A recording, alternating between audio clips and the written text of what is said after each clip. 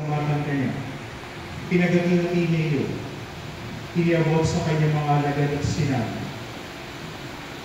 tanggapin ninyong lahat ito at kanin. Ito ang aking katawan na ihahandog para sa inyo.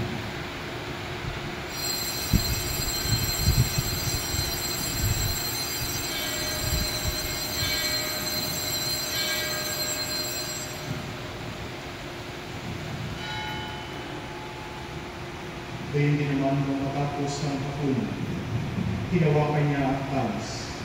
Muli kanyang pinasalamat.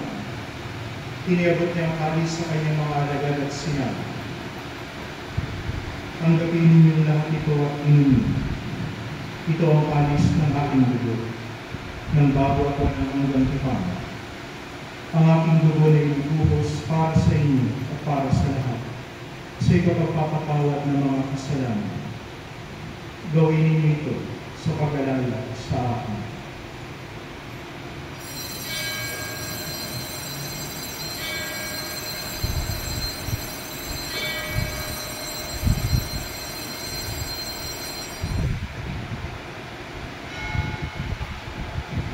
Ipagbunyi natin ang misteryo ng pananampalataya.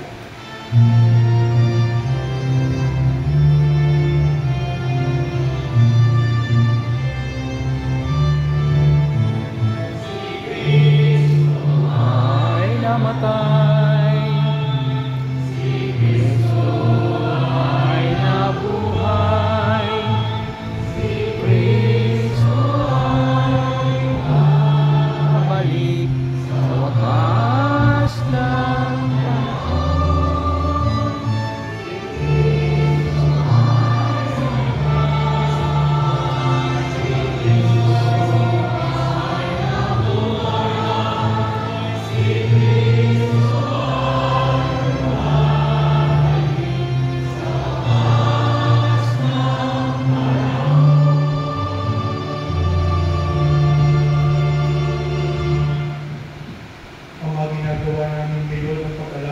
sa pagkamatayan ng pagkabuhay ng iyong anak.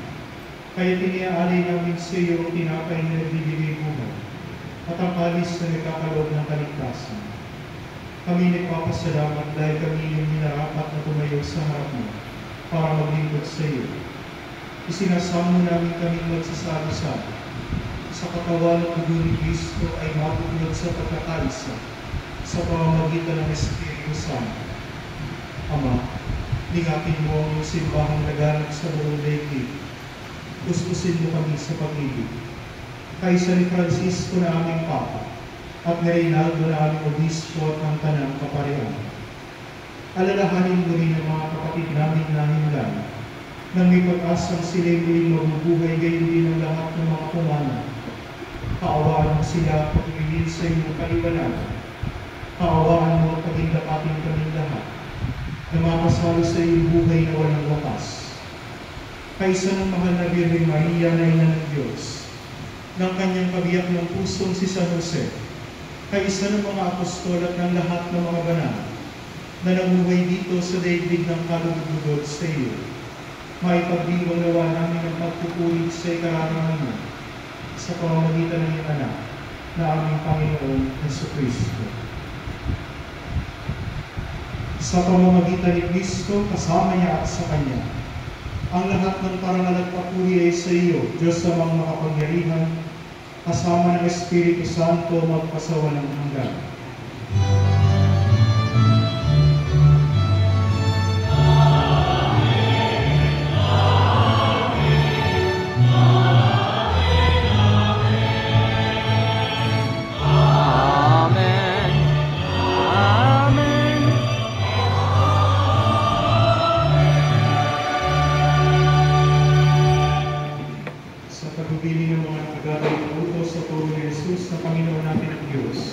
Ipahayag natin ang lakas ko.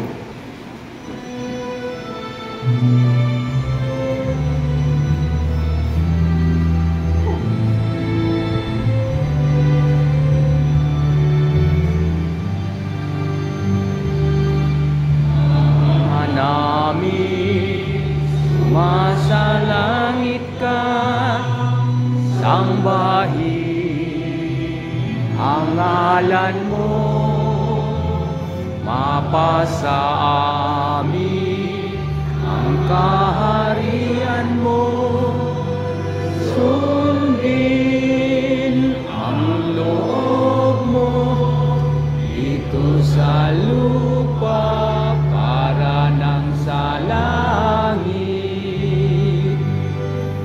Bigyan mo kami ngayon ng aming kakanin sa araw-araw, at patawarin mo kami sa aming mga sala, para ng pagpapatawad namin sa nakakasala sa amin, at huwag mo kami ipahintulot sa tukso, at iadya mo kami sa lahat ng masama.